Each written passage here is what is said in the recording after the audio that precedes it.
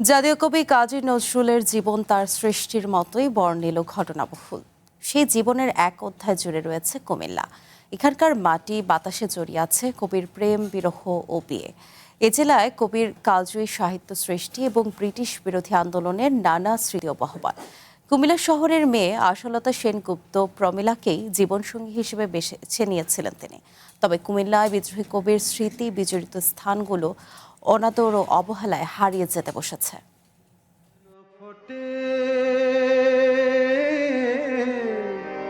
বিদ্রোহী কবি নজরুল ছিলেন বাংলা সাহিত্যের অসাম্প্রদায়িক চেতনার প্রতীক। মৃত্যুর এত বছর পরেও শোষণ ও নিপীড়নের বিরুদ্ধে তিনি সবচেয়ে শক্তিশালী প্রতিবাদী কণ্ঠস্বর। প্রজন্মের পর প্রজন্মে দ্রোহের চেতনায় চিরস্মরণীয় হয়ে আছেন তিনি। তিনি শুধু কবি নন, ছিলেন সঙ্গীতজ্ঞ, নাট্যকার, দার্শনিক। অসাম্প্রদায়িক বাণী, শোষণ ও বঞ্চনার বিরুদ্ধে তার লেখা আজও অনুপ্রেরণার উৎস। মানুষের সংগ্রামে, মানুষের ন্যায় অধিকার প্রতিষ্ঠার জন্য, মানুষের সৌন্দর্যের জন্য, সত্যের জন্য নজরুল সবসময় লিখে গেছেন, কাজ করে গেছেন। আমরা সেখান থেকে তার কাছ থেকে ধার নেই, তার থেকে অনুপ্রাণিত হই। জাতীয় কবি কাজী নজরুল আর কুমিল্লা যেন এক সূত্রে গাঁথা। এখানে তার প্রেম, প্রণয়, বিরহ, বিচ্ছেদ, বিদ্রোহ ও সাহিত্যকর্মের অনেক সৃষ্টি।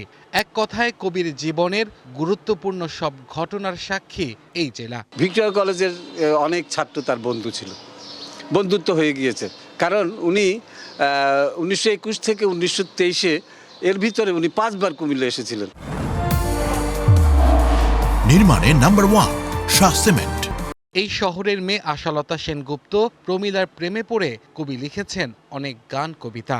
প্রমিলা নামটাও কবি দিয়েছিলেন। প্রমিলাকে উৎসর্গ করেছিলেন দোলনচাপা কাব্যগ্রন্থ।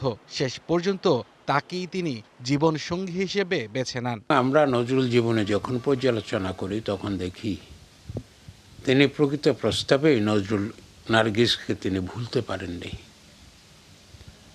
সেটা যদি প্রেম বলি তাহলে প্রেম, যদি ভালোবাসা বলে ভালোবাসা। 1921 সালের 21শে নভেম্বর রাজগঞ্জ বাজারে কবি ব্রিটিশ বিরোধী মিছিলে অংশ নিয়েছিলেন। সেখান থেকে তাকে গ্রেপ্তার করা হয়। 1922 সালের 23শে নভেম্বর শহরের ঝাউতলা থেকে আনন্দময়ীর আগমন কবিতার জন্য কবি গ্রেপ্তার হয়েছিলেন। তার 5টা কবিতা তখন জব্দ হয়েছিল, যুগবাণী সহ অনেকগুলো কবিতা জব্দ হয়েছিল। তখন গ্রেফতার হওয়ার পরবর্তীতেও নার্গিসের সাথে যোগাযোগ ছিল।